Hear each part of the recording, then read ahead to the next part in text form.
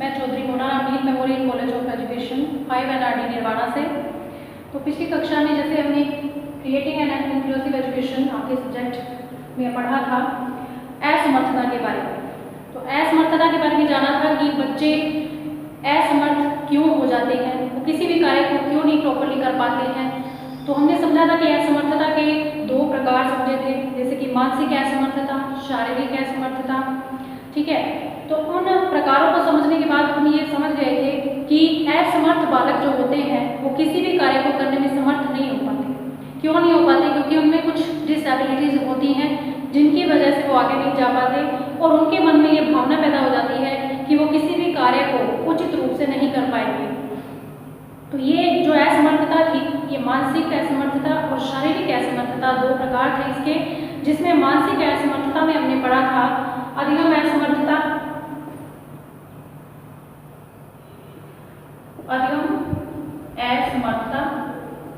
और शारीरिक असमर्थता। जैसे अधिगम असमर्थता और 2 थे ये, और मंदबुद्धि। ठीक है, शारीरिक असमर्थता में हमने पढ़ा था इसके 4 प्रकार थे शारीरिक असमर्थता के। ये मानसिक असमर्थता के प्रकार हैं। ठीक है, फिर आएगी शारीरिक असमर्थता,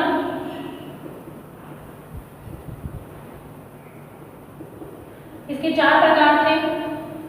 सबसे पहला जो था वो शारीरिक अंगों से संबंधित था, जैसे कि हम शारीरिक असमर्थता का ही नाम लेते हैं शारीरिक असमर्थता।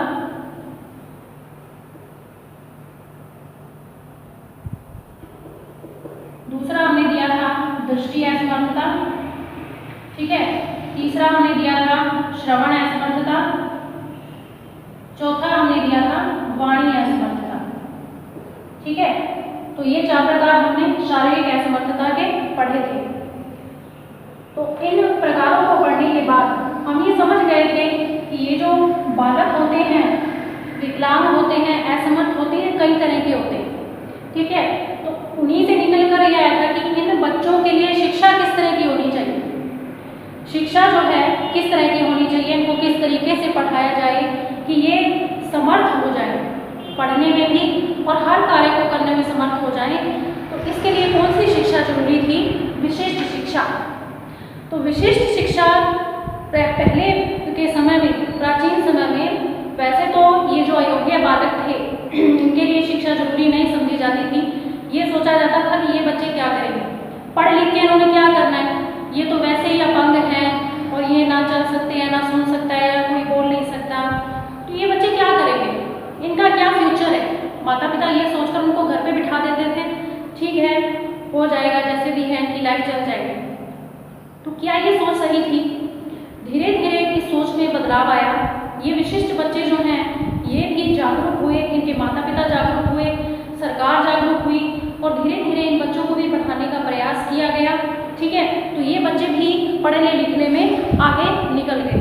तो इन बच्चों के लिए भी विशिष्ट शिक्षा का जो है, विशिष्ट शिक्षा को शुरू किया गया। ये विशिष्ट शिक्षा इस प्रकार की थी कि इन बच्चों को अलग तरीके से पढ़ाना, इनके लिए अलग विद्यालय का होना ये जरूरी था। ठीक है, ये तो हम इसके अर्थ में ले सकते हैं कि विशिष्ट शिक्षा किसके लिए थी, क्यों थी, कैसे इसकी जो है इसका उद्भव हुआ, किन बच्चों के लिए थी।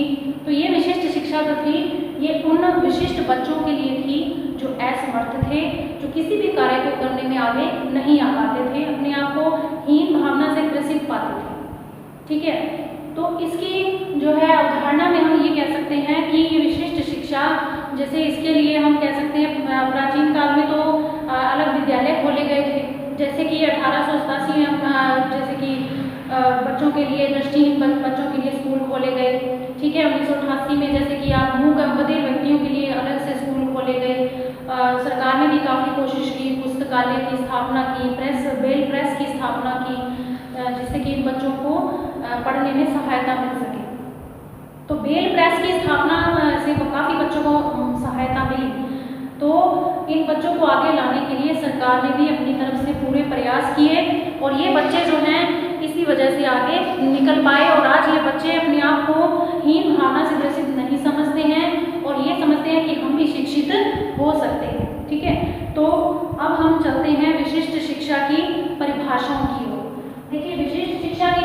परिभाषाएं हैं उनमें हम जेडी हंट की परिभाषा ले सकते हैं। JD Hunt.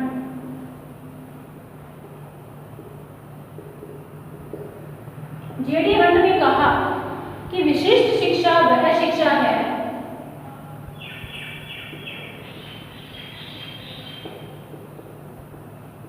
विशिष्ट शिक्षा वह शिक्षा है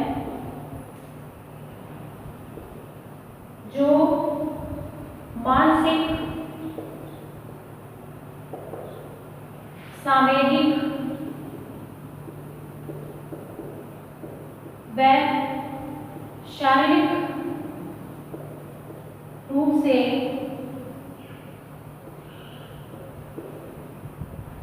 सामान्य बच्चों की शिक्षा से विशिष्ट है। सामाजिक रूप से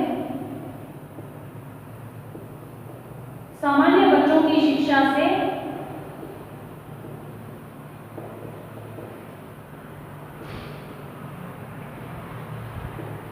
सामान्य बच्चों की शिक्षा से अलग है या भिन्न है। इसके अलावा जो परिभाषाएं हैं, शैक्षिक अध्ययन राष्ट्रीय समिति और प्रो एंड प्रो ने भी अपनी अपनी परिभाषाएं दी हैं। जो मैंने पीडीएफ इसकी तैयार की उसमें परिभाषा को डाल दिया गया है, आप उसमें से उसको लर्न कर सकते हैं। ठीक है, इसके बाद देखिए जेडी हंट ने यही कहा कि विशिष्ट शिक्षा वह शिक्षा है जो मानसिक, सांवेगिक व सामाजिक रूप से सामान्य बच्चों की शिक्षा से अलग है। ठीक है, तो विशिष्ट शिक्षा जो है ऐसे बच्चों के लिए है जो शारीरिक रूप से, सामाजिक रूप से, मानसिक रूप से जो है अलग, सामान्य बच्चों से अलग होते हैं। ठीक है, इसके बाद चलते हैं विशिष्ट शिक्षा की आवश्यकता या महत्व।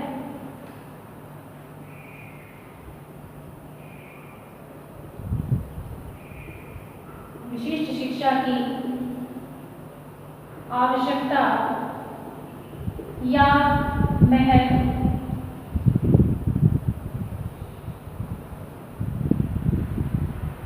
इसकी आवश्यकता क्यों हुई? देखिए, भारत एक प्रजातांत्रिक देश है। प्रजातांत्रिक देश है तो भारत में सभी व्यक्तियों को, सभी बच्चों को, ठीक है, समान अधिकार प्राप्त है। महिलाओं को समान अधिकार की बात की गई है, समानता की बात की गई है, बंधुत्व की बात की गई है, स्वतंत्रता की बात की गई है। तो प्रजातांत्रिक देश है भारत, तो उसमें ऐसे बच्चों के लिए शिक्षा की व्यवस्था क्यों ना हो? इन बच्चों को भी जीने का अधिकार है। ये बच्चे समाज का अभिन्न अंग है। ये समाज से अलग कैसे हो सकते हैं? इनको समाज से अलग कैसे कर सकते हैं? अगर हम थोड़ा प्रयास करें तो इन बच्चों को भी आगे ला सकते हैं। इन बच्चों के लिए अगर हम थोड़ी जागरूकता इनमें पैदा करें, इनके माता पिता में थोड़ी जागरूकता पैदा करें, तो ये बच्चे क्यों नहीं आगे आएंगे? अपना पूरा प्रयास करेंगे, पूरी ताकत लगा देंगे, क्योंकि ये बच्चे भी जो है आगे बढ़ना चाहते हैं, देश के लिए कुछ करना चाहते हैं, राष्ट्र हित के लिए कुछ करना चाहते हैं। और अगर हमारा देश, हमारा राष्ट्र इनसे सहायता लेना चाहता है, इनका सहयोग चाहता है, तो उसे भी इन बच्चों के लिए प्रयास करना ही होगा। ठीक है, तो विशिष्ट शिक्षा की आवश्यकता और महत्व राष्ट्र के हित के लिए, देश के हित के लिए इसकी आवश्यकता महसूस की गई और इन बच्चों को आगे लाने का भरसक प्रयास किया गया। तो इसमें जो सबसे पहला पॉइंट है वो है मानव संसाधन। मानव संसाधन।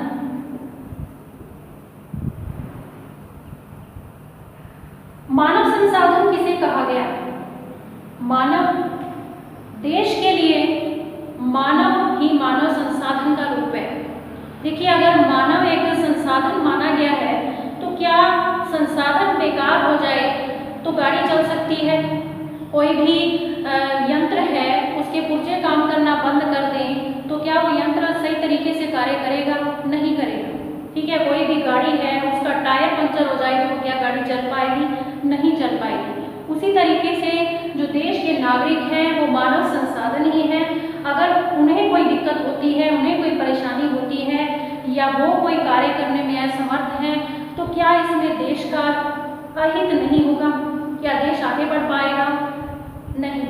ठीक है, तो ऐसे बच्चों के लिए इस ऐसी शिक्षा का विकास किया जाना चाहिए जिससे कि ये बच्चे देश के हित में कार्य कर सकें, आगे बढ़ सकें। इनकी सोच को विकसित करना होगा, इनकी योग्यता को पहचानना होगा, इनकी क्षमता को पहचानना होगा, इनकी शक्ति को जागरूक करना होगा। अंदर से इनको ये महसूस करवाना होगा कि बच्चों आप भी कुछ करके दिखा सकते हैं। तो ये बच्चे जो हैं मानसिक रूप से तैयार हो जाते हैं, अपने ये सोच बना लेते हैं कि हम इस कार्य को संपन्न करके ही रहेंगे। ठीक है, तो इसलिए विशिष्ट शिक्षा की आवश्यकता इसलिए महसूस की गई कि मानव को एक संसाधन माना गया है देश के लिए। ठीक है, और ये साधन जब तक सही नहीं चलेगा तब तक देश भी सही नहीं चल सकता। ठीक है, और दूसरा पॉइंट है राष्ट्रीय विकास। राष्ट्रीय विकास। अब राष्ट्रीय विकास के लिए इन बच्चों को शिक्षित करना बेहद जरूरी है। वैसे तो सभी के लिए शिक्षा महत्वपूर्ण है। शिक्षा चाहे कोई प्रौढ़ व्यक्ति है, चाहे कोई बच्चा है, चाहे कोई युवा है, शिक्षा प्रत्येक व्यक्ति के लिए आवश्यक है। शिक्षा के बिना जीवन नहीं चलता है। जो गाड़ी है वो स्लो पड़ जाती है। आप कोई भी कार्य करते हैं, आपको कहीं ना कहीं शिक्षा की आवश्यकता तो महसूस होती ही है। और अगर आप कहीं पर पढ़े लिखे नहीं होते और ऐसा कार्य आपको थमा दिया जाए जिसमें आप पढ़े लिखे होते तो ज़्यादा अच्छा था, तब आपको फील होगा कि काश मैं पढ़ा लिखा होता तो ये कार्य मेरे लिए आसान होता। इसलिए राष्ट्रीय शिक्षा जो है, राष्ट्रीय विकास के लिए ऐसे बच्चों का शिक्षित होना भी आवश्यक था। इन बच्चों की योग्यता, क्षमता, रुचियों के अनुसार यदि हम इनको पढ़ाएंगे, इनको उनकी जैसी भी उनकी क्षमता है, जितनी उनकी क्षमता है उस हिसाब से, उनके लेवल से अगर हम उनको पढ़ाते हैं तो ये बच्चे शिक्षित हो पाएंगे और देश के विकास में अपना योगदान दे सकेंगे। ठीक है, तीसरा पॉइंट है प्रजातंत्र की सफलता।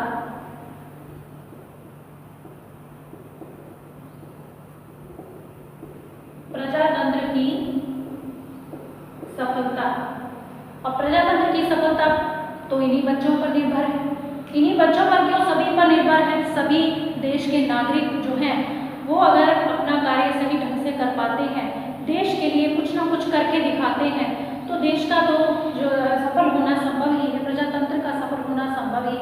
ठीक है, तो लोकतंत्र को सफल बनाने के लिए इन बच्चों को शिक्षित करना बेहद जरूरी है।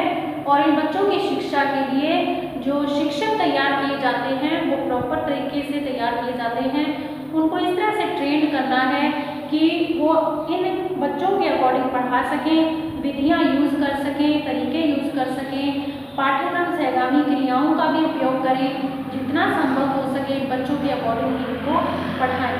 ठीक है, इसके बाद है आत्मविश्वास का विकास।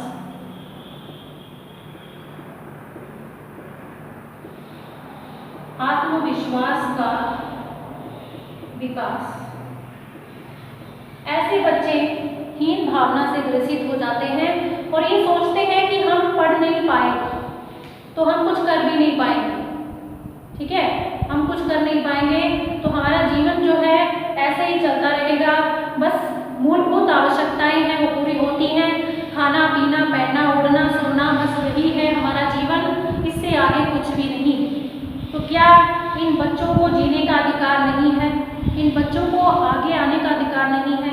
बच्चों में बहुत सारी जो है प्रतिभाएं होती हैं जिनको निखारना बेहद ज़रूरी है।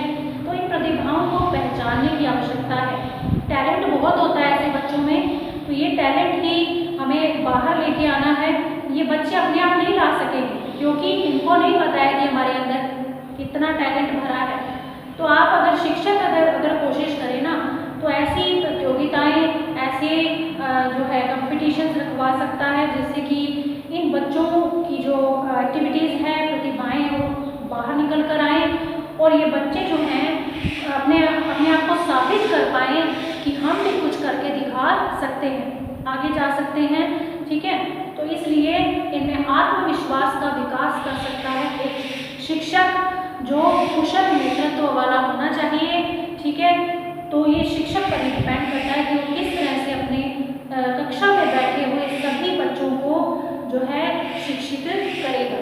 ठीक है, किस तरीके से करेगा, तो कौन सा बच्चा ज़्यादा जल्दी पढ़ रहा है या जल्दी समझ रहा है, कौन सा नहीं समझ रहा है। तो एक शिक्षक को ही उनका वर्गीकरण करना होगा, एक शिक्षक को इस चीज़ का ध्यान रखना होगा। ठीक है, तो उनमें आत्मसम्मान की भावना तभी पैदा होगी जब इसके लिए भरसक प्रयास किए जाएंगे। ठीक है, नेक्स्ट है कल्याणकारी राज्य का लक्ष्य।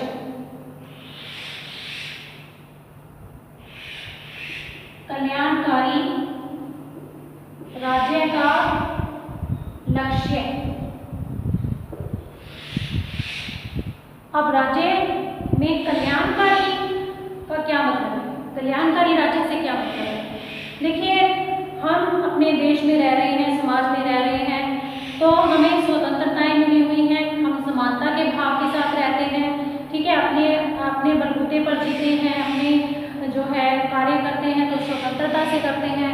ठीक है, हमें कोई रोक टोक नहीं है, हम अपने हिसाब से चलते हैं। तो हमारे राज्य में जो है सभी जो है सुख समृद्धि और स्वतंत्रता से जीने का सभी को अधिकार है।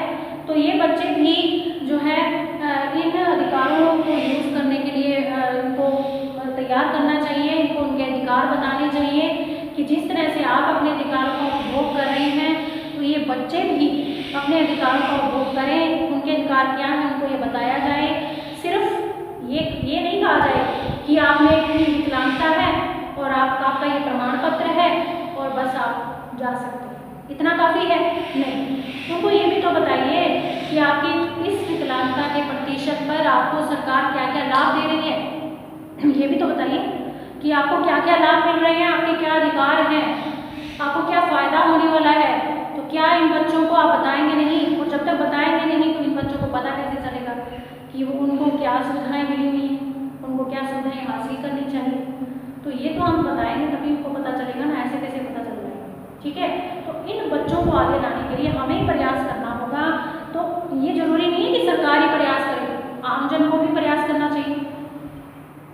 आपको भी कहीं भी ऐसे बच्चे दिखते हैं जो प्रॉपर पढ़ नहीं पाते हैं, प्रॉपर लिख नहीं पाते हैं, तो क्या आप उनकी थोड़ी सी हेल्प नहीं कर सकते? कर सकते हैं। अगर आपकी जो है इच्छा अंदर से हो, श्रद्धा हो, अगर आप में ये भावना हो, उनके प्रति किसी न किसी तरह की सहानुभूति हो, तभी आप करेंगे ना, इसके बिना क्या कुछ भी नहीं कर सकते।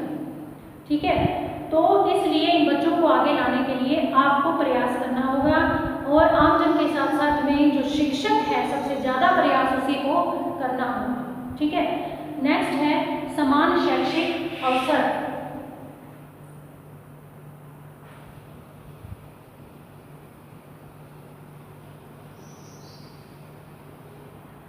समान शैक्षिक अवसर।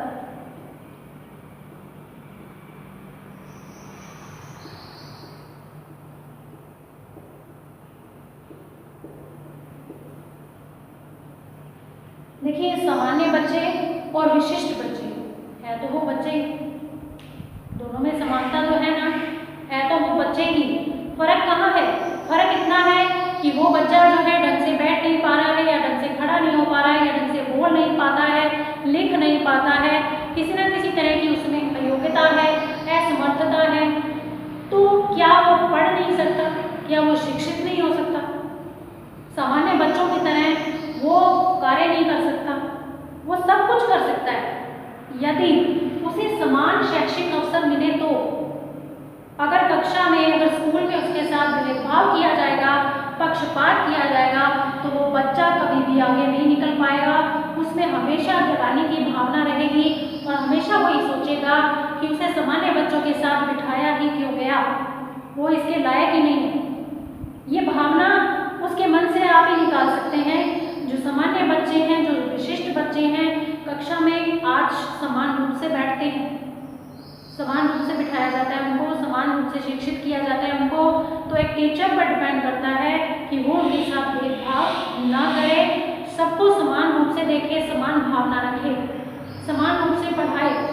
तो ये समान शैक्षिक अवसर अगर उनको मिलते हैं तो उनमें भी कुछ कर गुजरने की भावना विकसित होगी और वे देश के लिए कुछ भी करने के लिए तैयार होंगे, राष्ट्र हित के लिए अपना योगदान अवश्य देंगे। ठीक है। जरूरत है उन्हें समान शैक्षिक अवसर देने की। ठीक है, नेक्स्ट जो पॉइंट है वो है जीवन में समानता।